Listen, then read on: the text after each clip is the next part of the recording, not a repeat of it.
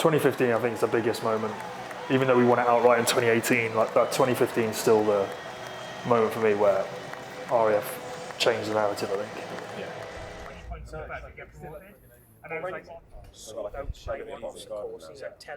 It just makes you substantive, doesn't it? It was 2015, the moment that proved to everyone that it's a 3-team tournament. Yeah. My memory is like the boys going to get the trophy at Twickenham and pretty much everyone there not having a clue what was going on. Does it prove everyone it's a 3-team tournament? Yeah, because there was people on the train going, because we were in full kit, everybody was going, what the F are the RAF doing, And we're like, well, actually watch us at the end, we're going to lift the tournament trophy. And they were like, what, really? The RAF is in the tournament? And we're like, yeah. I remember chatting to people, and you go like, oh yeah, I'm playing rugby for the Air Force this weekend. And they go, so if you're good enough for the Air Force, does that mean you get to play in the Army Navy game? And you'd just be like, I think that's still there now, even with the success we had in 15 and 18. I think to the general public, if you're not aware of the tournament, that's still the kind of perception of it now, just because of that Twickenham game. Since the RAF hasn't played at Twickenham on the main stage, I think it's almost just everyone's eyes are on that, unfortunately, for our service, and that's where we, again, in these 2 years, were able to prove the point that it is a 3-service tournament. My first year was 2011, and I think then the Army and Navy saw the RAF game as like a warm-up, like get the cobwebs out or ready for the Army Navy, and I think the whole game had that feel around it. It was obviously a big day for the RAF because it was our in-service games, but in terms of, it wasn't a tournament like at the end of the day. And then I think as we progressively got closer and closer, like I think 15 was the landmark of, right, this is a in-service round robin now. I don't think it was obviously we know as well that was the kind of highlighted that moment. However, we knew, like we say, majority of us had started back in 2010 or 2011. We knew it was coming, I think, within that group, but it was that couple of years plan of developing into that team, and this was the end of that. Probably sounds a bit cheesy, but that 5-year journey, we knew we were getting towards this point, and this just, to us, was that moment. I think the tournament organisers help as well. Because remember when we first started, you'd have a week off work, play against the Army, get all the way to that emotional high, put your body on the line, get steaming, and then 7 days later, you're doing exactly the same against the Navy, whereas the Army and Navy, you've got like just us to prep for, and then they got another 3 or 4 week gap until the actual Army Navy at Twickenham.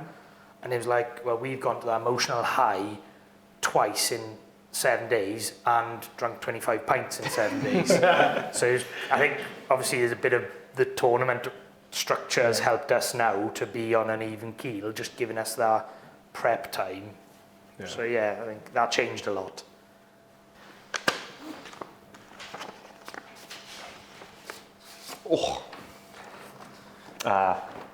what was it like to spoil the Twickenham party? Fantastic. Was what it was like. Army had to win by 4 points, and by half time they were hosing the Navy, and it was men. We had a box. There's about 20 of us in there, weren't there? Like, we didn't have a box. We broke our way into a box. Is that what happened? Because I met you in the box. Yeah, we weren't allowed. There's like wives and partners and stuff, and it was just loose. It was really, really good. And sort of like 20 minutes to go, we put on, because we all wearing shirt and tie. We all looked quite smart, I thought. And then someone was like, no, we need to have the sponsor, which was Airbus at the time. We need to have the sponsor like all over. So we had chinos and shoes on, and skin tight rugby shirts. After 10 pints. After 10 pints. Like, we're at the peak of Air Force professionalism, just like derbies everywhere. And so kind of like, I remember we were in the tunnel, ready to go out, and like the Army were going up to get their trophy they get, and the Navy are looking miserable. But it was just great. It was like a really, really great sunny day. Just to kind of waddle my way up there and get our trophy was just superb. And I remember having to give a couple of interviews afterwards to like BFBS. I think there's 2 or 3 I had to do, and I remember like afterwards going, I'm like 6 points in here. And it was good at like the Army Navy were down the bottom, like all stuck around and give us the praise we deserved on that day, because they didn't have to do it, did they? Well, and it's probably never happened to them. Not one of those boys playing in their service rugby careers would have seen 1993, would they? Yeah. None of them would have seen the RAF win, so I think he was quite respectful of them to like stick around even after the Army won their trophy to like clap us on. But like I found it weird, and then we went outside, we got the trophy, and there was no after plans, was there? It was like, we've got a bus picking us up at like 8 o'clock, and it's 4. What was good, it was footage on Sky Sports at the time, and it kind of, the game finishes, and they flashed up the league table, and it has the RAF kind of sitting at the top. And again, that was the highlight, and then you see the boys walking up the steps, lifting the trophy. I think the big screens had RAF champions of the in-service and stuff, and you're like, that's what we needed for RAF Rugby. Like, we all knew it was coming, or we're aiming for it to kind of happen, but that was putting us on the map for what was to come after the next few years where we were competitive. Like, I think people, was also an underdog story, isn't it? People were happy that the RAF have finally turned up, finally managed to get their hands on it. I just remember trying to catch everyone up because I played a game that day, so I wasn't there, so tried to get there for the evening, and there was just bodies everywhere. It's funny how like all these things just got like shoehorned into everything, and like at some point someone went, oh, like let's just put rugby shirts on, like that's the best idea. Like, just prove we didn't actually know what we did. We hadn't had that success, and we didn't know what, like you say, when you come out, there's nothing else, because we didn't know what are we meant to do, what are we meant to do when we've won it. But that adds to the comedy of it, I think. Dine out today for 10 years. That's why we're here. That's why I was we're there. here. Go on, Dave. You're up.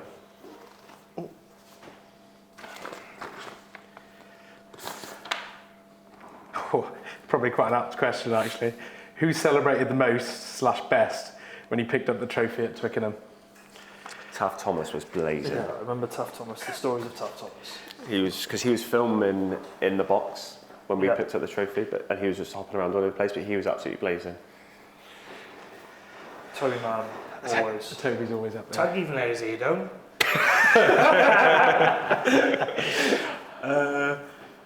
I think the Tibbets are good. Tibbsies in terms of volume, I think I think they done 12 cans. yeah, each, consumption, that's and right. that was, It was a bit. they were strong. Yeah. When it came to that 2015 game, I think a few of us, like, I knew that it was going to be my last into service. A few other boys knew they were going to leave, and to like sort of win at that point and to go to Twickenham and get the trophy like that, that's why people just, the wheels fell off, didn't they? Because it is just a decompression That's thing. the biggest thing when people talk about what made that 2015 team different and why you got the success. Obviously, but I think I put it down to that. The closeness of the squad and the culture that we had amongst the boys. I think they'd literally die for each other, that group we had. I think that's... We got tighter because of the outside influences weren't the best on occasion. It was outside as well. And yeah. I think we were literally like, this is us boys and we're going to do something special, because like nobody ever told us the RAF haven't won it for 22 years. Nobody ever said that. It was like, we need to go and win it. It wasn't like we haven't won it since. It was the aim was, let's go win it. And it wasn't like, oh, let's change the history. It was like, let's win it for ourselves and win it for us. Have you ever thanked the army for winning that day in 2015? I think I did, you know.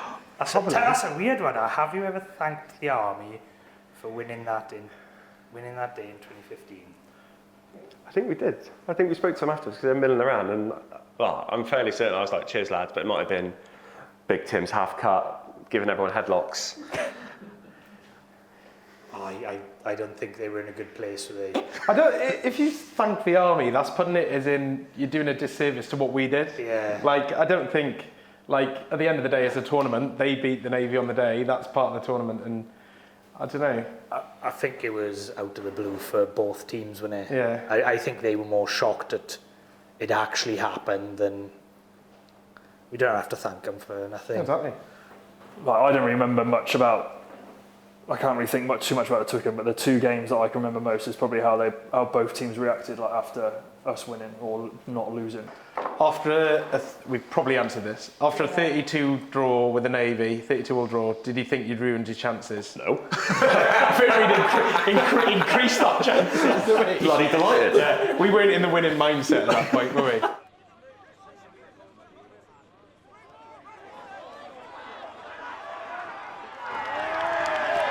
I think drawing and just that the monkey being off the back, because it had been like we always lost, and I do remember I stood behind Andy Byrne when he took the kick at the end to draw it, and I shouted, I come over I was like, we didn't lose. I was like kind of taking a mickey a bit, but still we didn't lose, and I remember that the whole feeling changed around what we were about, what we did, and I remember the training week the next week, because for years it had been, right, we've lost our first IS game, how are we going to try and pick ourselves up? Oh, we've got to play the army, they're pretty bloody good, we'll try and be better. Whereas actually, no, we're drawn. So we've drawn monkeys off our back, let's chill out. And I remember the whole week then being really chilled out and the whole process being chilled out.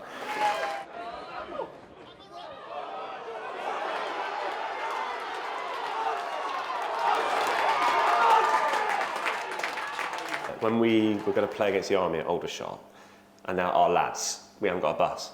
You guys have got to walk over. And it's like, it's 2 miles. You're like, yeah, it's fine, just walk over. And you're like, you want us to go and like perform against the army who are mint and really fit and like got like 2 internationals in it. It's like 30 degrees. You're like, oh, just walk over, lads. You've had your spag bol at lunchtime. Crack on. You're like, what? But I remember walking over. And it was a day like today, real sunny, real nice. And like, I remember looking around like, we are winning this. Like, I knew it. But I think all those things added up and they became part of our identity and part of the culture was that. And that's what made the difference, I think. It's because you can have a team of guys who, if we're perfectly honest, 1 to 18, 23, we probably weren't as good man for man as the Army and Navy in each position. But because of the culture we had in terms of what we did for each other, what we went through together, it meant when it really counted and it got really minging during those games, because those games are intense, we were there for each other, I think, in a way that those guys weren't.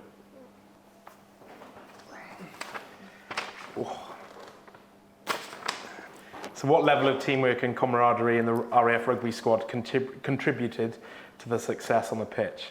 I think, go on, you go. So I've always believed, so the Army and the Navy had like the incentive. So it was always like the incentive was Army Navy. So the reason they turned up beginning of January to train hard, try and get the team, the competition was high for the team was because of Army Navy. Like the carrot at the end was always play Army Navy, and I think for us we never really had that carrot. We had play at Halton or play at either Portsmouth or Aldershot.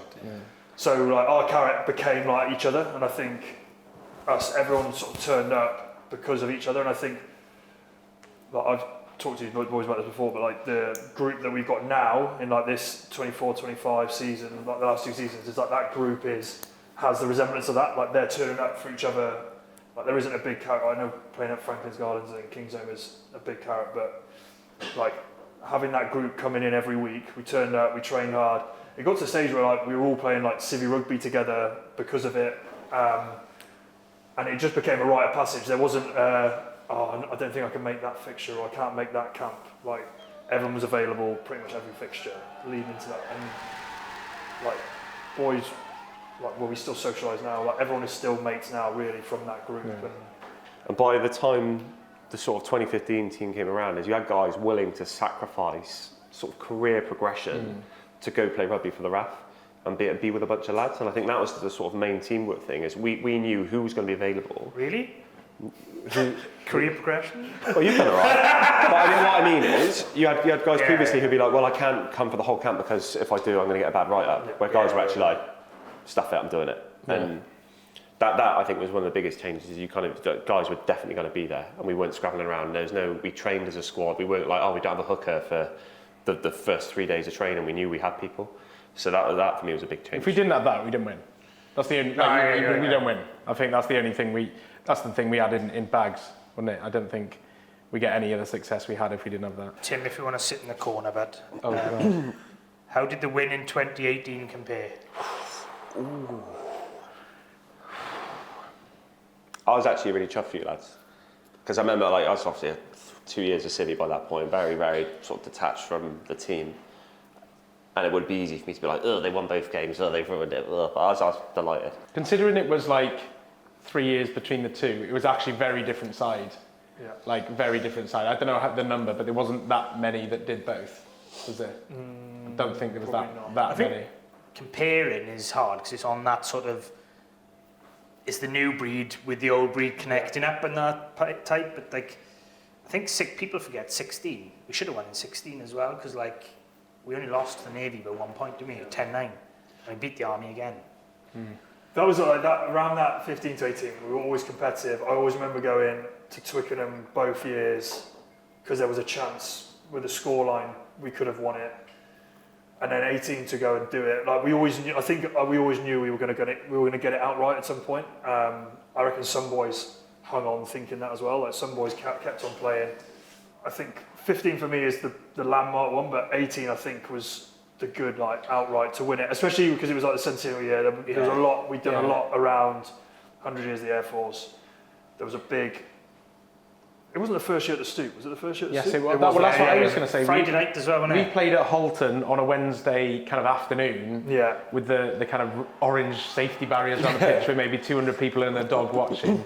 And we had the success in 15 and that laid the foundation. But this was almost like we've got to that place and we're actually deserved to be there. We were, I can't remember how many, I'm sure it was about 5,000-6,000 in there. It was a Friday night, massive crowd, and then we beaten that Navy. That side was full. Yeah, it was full. Both sides, both of the end, I think, was full. And like you say, I think for me personally, getting the 2 wins and being no one could then, not that anyone had challenged 15, but that was outright. There was no kind of questions over it. I think the pain leading up to 15 was what made it so good. I prefer 15 to 18.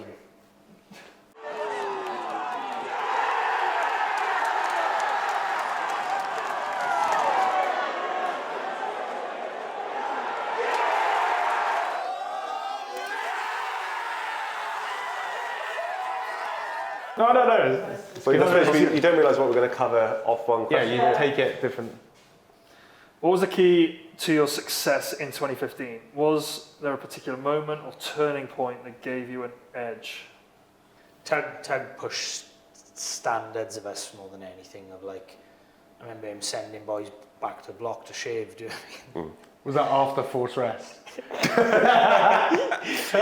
what forced rest is, Dave. Yeah, when we used to get up early, obviously eating in the mess at RAF Halton, and then talking about ski, brought in a lot of the sports science, didn't he? And then I think Tug brought the mandate that post-breakfast we had to go and lie on our beds for an extra half an hour and keep off our feet, but you had to leave the door open and he'd walk the corridors. You can't rest because he's just shouting at the corridors. Inspecting each room, making sure we hadn't got off our bed and Bit of risky business in half our window. Yeah, well, that was the thing.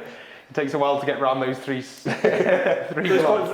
That forced rest is like quite funny because that from Tug taking over in 11 to 15, we probably trialled every professional sporting schedule, strength and conditioning, recovery process, nutrition. Like we basically at zero cost. Yeah. The coaches, it wasn't an investment. Obviously, we were trying to become professional. Like we were trying to become, but no professional environment meets for once a month for 3 days and then goes away. Yeah. So it was like trying to become professional in 3 days. I think it helps to be in a winning environment as well. Like you just had your first taste of pro rugby as well, so that's like you're on a high. We were all at Henley and we won the league that year.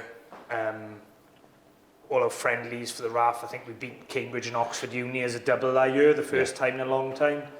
And I think just boys felt like the winning environment's a bet, and having momentum is powerful, isn't it? And I think having momentum throughout that season in all of our private lives and rugby lives was a positive for us all. Flying through. Or, if you could really relive one moment of the championship, what would it be? When we were beating the Army down at Aldershot, obviously going for the win, and then we got a penalty, that was the game over essentially. As long as the ball went between the sticks or we're off the pitch, we've done it. We've actually done it now. And yeah, that was mine, I think, when I think back to it. I don't know, genuine, that's a good question. Actually, it's a great question. It's powerful. I think final whistle, just that weight off. Do you know what I mean? If something special has been Do you think done. it was more relief? Yeah. I actually think mine's relief. Maybe more relief. Mine's relief, I think. Just like you've finally done it. Yeah. I can stop going home and people going, how did you get on, Tim? Oh, we lost. Like finally go. We're not second best. Yeah. Yeah. But I think we all sort of went, we want to beat the Army, we want to beat the Navy, we want to win it. But I didn't think I realised how powerful that win was until probably 18 months later.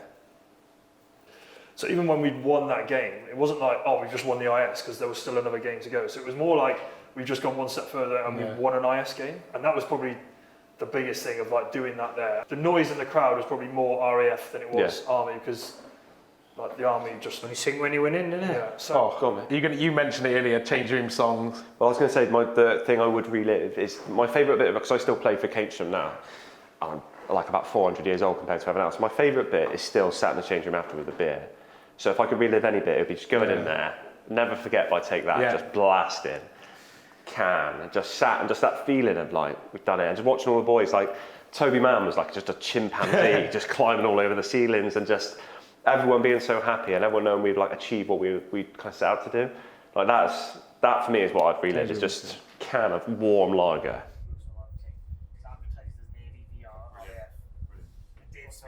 Yellowstone. They just did the other same One of the boys, Joe Parker, because little Tibbs used to come. What did he do in Cyprus? I think he used to